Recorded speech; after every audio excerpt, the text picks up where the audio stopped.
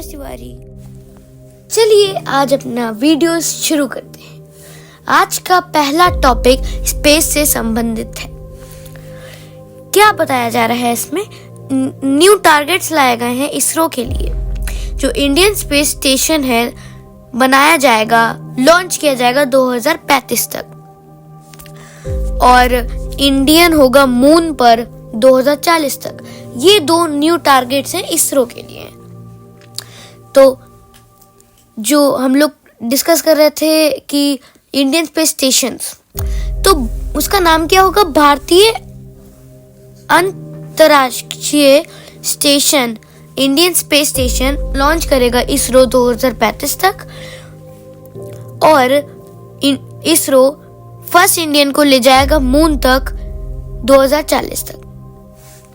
तो जैसा कि आपको पता है कि कल हम लोगों ने डिस्कस किया था कि व्योम मित्र एक रोबोट है जो लॉन्च होगा शायद इसी साल हो।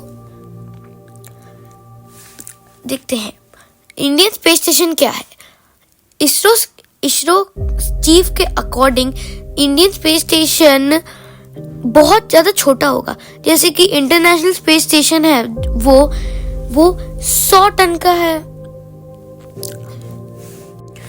इंटरनेशनल स्पेस स्टेशन 450 टन का है, और चाइनीज तायोंग स्पेस स्टेशन 100 टन का है।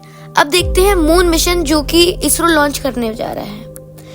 जैसे कि हम लोगों ने अभी चंद्रयान मिशन को भेजा था, वो पूरे सक्सेसफुल गए थे चंद्रयान 2 को छोड़ के। अब इंडिया लॉन्च करेगा मार्स मिशन। इंडिया एक ऑर्बिटर को भेज चुका है पहले ही मार्स पर, और अब वो लैंडर भेजने जा रहा है। बल्कि यूएस और चाइना पहले ही वहां लैंडर पहुंचा चुके हैं। रशिया ने भी लैंड किया था लैंडर अपना मार्स पर वो चलना बंद हो गया बाद में। अब देखते हैं इंडिजीनियस लैंडर टेक्नोलॉजी क्या है। इंडिया के पास खुद की लैंडर टेक्नोलॉजी नहीं थी चंद्रयान 2 से पहले, पर लैंडर जो था वो इंडिजीनियसली था, डेवलप्ड किया था। रशिया बहुत सारे मार्शियन मून फोर्ब्स भेज चुका है, उनमें से एक चंद्रयान 2 का लैंडर भी था। अदर जो मिशंस भेजेगा इंडिया, इसरो भेजने वाला है वीनस ऑर्बिटर मिशन और एक मार्स लैंडर मिशन। अभी मैंने आपको बताया इसरो वर्क करेगा नेक्स्ट जनरेशन लॉन्च व्हीकल की और एक न्यू लॉन्च पैड की, एक ह्यूमन सेंट्रिक लेबोरेटरीज की और टेक्नोलॉजीज की। अब आते हैं अपने सेकंड टॉपिक पर। यह टॉपिक बता रहा है कि श्रीलंकन की जो नेवी है उन्होंने अरेस्ट किया है 19 इंडियन फिशरमैन्स को, जिनमें से अब मैं आपको जूम करके बता रहा हूँ। यहाँ पर आप देख सकते हैं कि 19 अरेस्ट्स में से 2 ओडिशा के थे और 17 तमिलनाडु के थे। अब चलिए मुद्दा क्या है हम लोगों ने जान लिया, पर क्या हम लोग जान सकते हैं? ये देखिए, ये जो पाक स्टेट आपको दिख रही है, ये वाला हिस्सा, इस पे ये देखिए, ये हमारी वो बाउंड्री है, marine boundary, international marine boundary है। तो जो श्रीलंकन की नेवी है वो इसके अंदर आके हमारे फिशरमैन को अरेस्ट करी जाती है, पर वो कोई वार्निंग नहीं देती है। जो हमारी इंडियन नेवी है वो वार्निंग देती है, एक बार फायर करके बोलती नहीं है, फायर करती है, जिससे वो लोग समझ जाते हैं यहाँ पे इंडियन नेवी है, वो लोग चले जाते हैं अपने देश में। पर ऐसा कुछ नहीं करती है वो श्रीलंका, वो सीधे अरेस्ट करके ले जाती है। तो इससे हमें बहुत सारे नुकसान भी हैं। लेकिन अब हम लोग जानते हैं कि श्रीलंका क्या रीजन बता रही है हमको हमारे फिशरमैन को अरेस्ट करने का। पहला तो हमारे जो फिशरमैन है वो बाउंड्री को क्रॉस कर रहे हैं। अभी मैंने आपको बताया बाउंड्री को क्रॉस कर रहे हैं। जैसे कि एग्जांपल ले लेते हैं, 69 फिशरमैन अरेस्ट हुए थे इस साल मतलब पिछले साल ऐसे वायलेशन की। अब आते हैं सेकंड, डिस्ट्रक्टिव फिशिंग प्रैक्टिसेस। अब श्रीलंका कह रहा है कि जो हम लोग एक फिशिंग टेक्निक इस्तेमाल करते हैं उसका नाम है बॉटम ट्रॉलिंग। तो अब इधर देखिए, ये हम लोग क्या करते हैं, बोट के पीछे एक लंबा सा जाल बांध देते हैं जो कि नीचे जाके पानी में हम लोग छोड़ देते हैं। उनमें से जितनी भी मछलियां होती हैं वो उसके अंदर जाती चली जाती हैं। यहाँ पे पहिए लगे होते हैं कि वो रुके ना, घिसे ना। और इससे एक और प्रॉब्लम है, जितनी भी वहां पे सिर्फ मछलियां नहीं आती हैं, बहुत सारे अदर एनिमल्स भी आते हैं वहां पे, पेड़ पौधे आते हैं, जिससे जो हमारा मैरीन टाइम इकोसिस्टम है वो बर्बाद हो सकता है। अब देखते हैं टेंशन क्या हमारी बढ़ सकती है, इम्प्लीकेशंस क्या हैं हमारे और इंडिया और श्रीलंका के इम्प्लीकेशंस क्या होंगे। अब देखते हैं कि इम्प्लीकेशंस क्या होंगे। पहला तो है इंक्रीज टेंशंस। जो अरेस्ट हुए हैं वो कंट्रीब्यूट करते हैं दोनों के अपने फिशरमैन।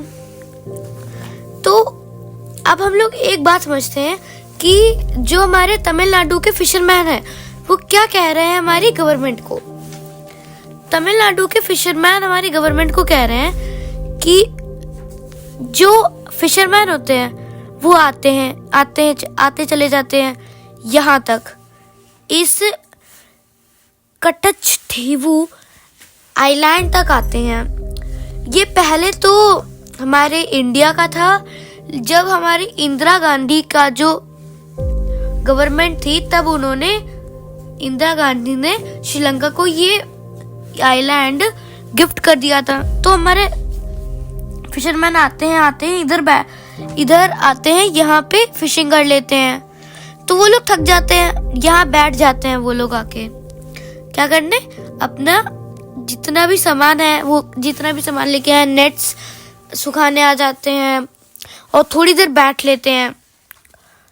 तो हमारी फिशरमैन की मांग है कि इस आइलैंड को श्रीलंका से लेके इंडिया के कंट्रोल में करो। ये हमारी फिशरमैन की मांग है।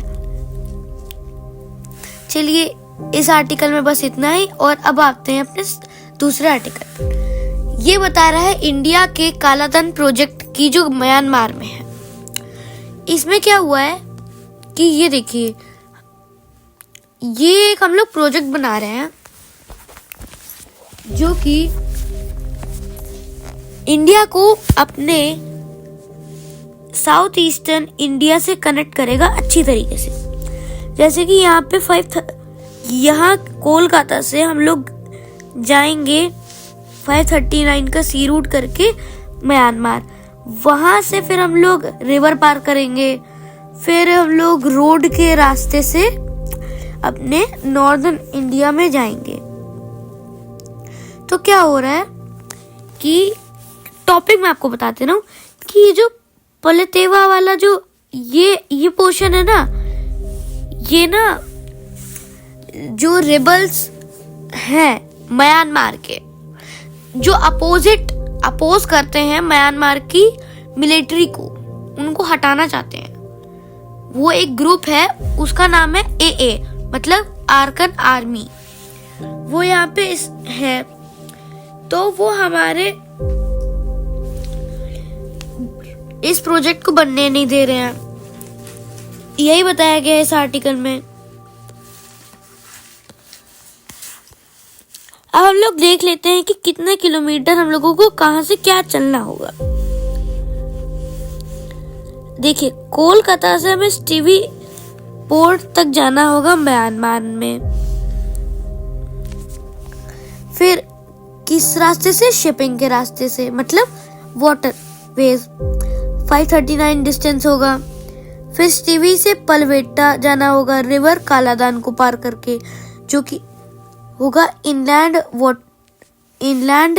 वाटर ट्रांसपोर्ट IWT का काम 158 किलोमीटर, फिर पलवेटर टू इंडो म्यांमार बॉर्डर, फिर रोड के रास्ते से 110 किलोमीटर, फिर बॉर्डर टू NH54 लोंगताली जो इंडिया में है वो रोड के रास्ते से 100 किलोमीटर। टोटल हुआ जाके 1100 किलोमीटर तक। हाँ, अब देख लेते हैं कि इंडिया, ये जो चिकन नेक ये है, इससे पहले हम लोग जाते थे 7 सिस्टर्स तक, पर अब जो रास्ता है ये वाला रास्ता, यहाँ से हम लोग अच्छे से इधर से इधर, इधर से इधर, इधर, ये वाला जो रास्ता है ये इंडिया को अपने 7 सिस्टर्स से और अच्छे से जोड़ता है। यह चिकन नेक में बहुत ज़्यादा प्रॉब्लम होती थी, तो अब इन्होंने ये वाला रास्ता चुन लिया है। तो दोस्तों आज के लिए बस इतना ही। अब मिलते हैं अपने अगले वीडियो में। Thank you, bye bye and जय हिंद।